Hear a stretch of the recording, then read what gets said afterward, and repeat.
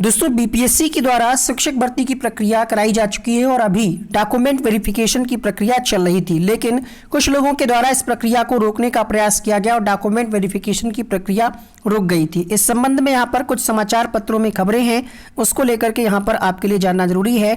अब शिक्षा विभाग और बीपीएससी में ठनी। बीपीएससी ने शिक्षा विभाग को लिखा खत। इसके अलावा अतुल प्रसाद जी का एक ट्वीट है बीएड डिग्री के संदर्भ में।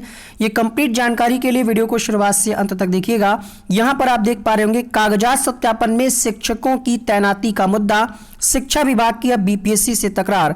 बीपीएससी अध्यक्ष का कड़ा ट्वीट, इनका यह कहना है, देखिए मामला यह है कि बीपीएससी डॉक्यूमेंट वेरिफिकेशन की प्रक्रिया करा रहा था और इसमें जो शिक्षा विभाग के जो कर्मचारी हैं उनकी मदद से काम हो रहा था, लेकिन शिक्षा विभाग ने इसको रोक दिया। उनका यह कहना है कि हम जो है अपनी टीम को इस कार्य में नहीं लगा सकते। इसको लेकर के यहाँ पर आयोग का जवाब है और शिक्षा विभाग का पत्र है।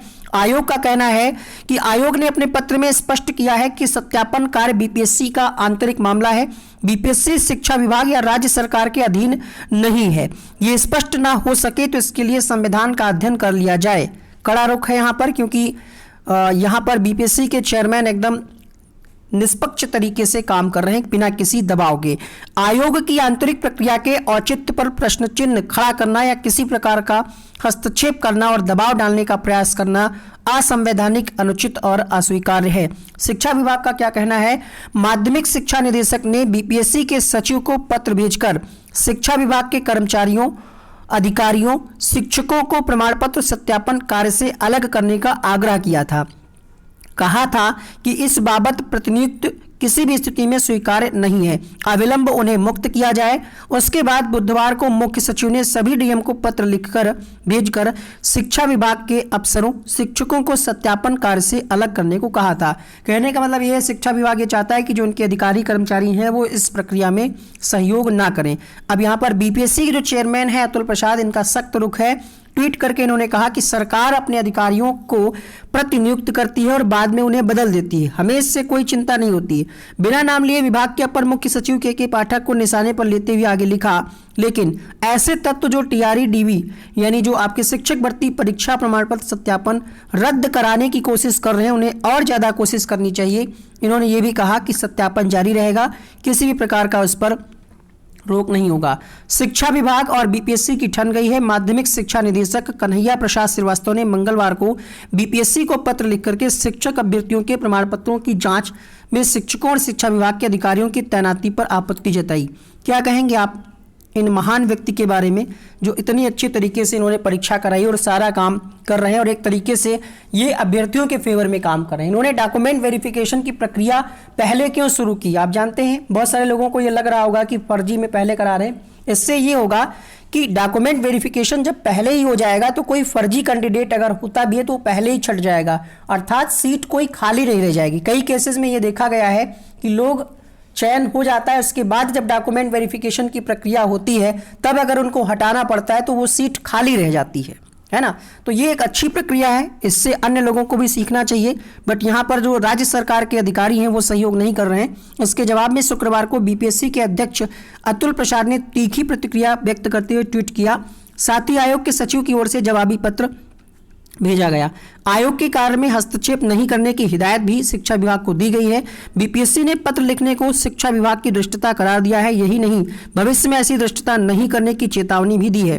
फिलहाल शिक्षा विभाग की ओर से बीपीएससी के पत्र की कोई प्रतिक्रिया नहीं आई है। शिक्षा विभाग को लिखे पत्र में आयोग के सचिव रवि भूषण ने कहा है कि शिक्षक अभ्यर्थियों के प्रमाण पत्रों की जांच पूर्व से चली आ रही व्यवस्था के तहत की जा रही है। ये 2 स्तरों पर होती है। पहले बीपीएससी अपने स्तर से करती है, फिर अधियाची विभाग सफल अभ्यर्थियों के नियोजन के समय कराता है। बिना अपने स्तर से सत्यापन के आयोग ना कोई अनुशंसा भेज सकता है और ना ही डोसियर।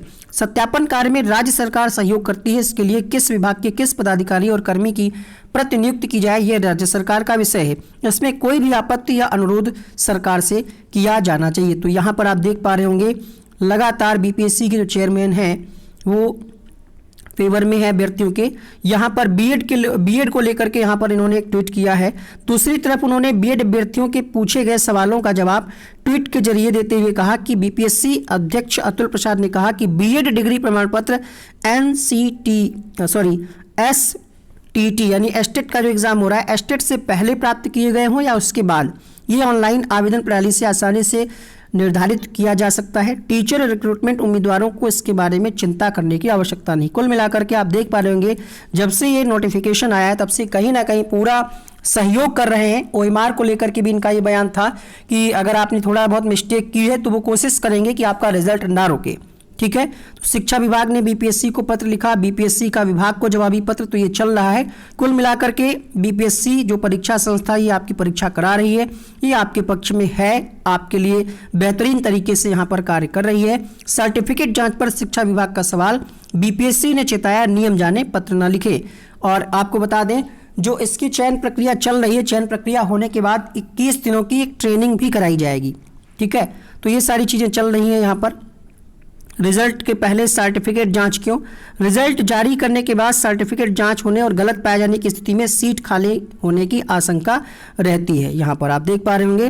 तो ये कुछ अपडेट थी जो हमने आपको बताई। 9 तारीख की अपडेट है पटना से प्रकाशित खबरों की। मिलते हैं नेक्स्ट वीडियो में नई अपडेट के साथ। ऐसे ही महत्वपूर्ण अपडेट के लिए चैनल को सब्सक्राइब करें, बेल आइकन को ऑन करें।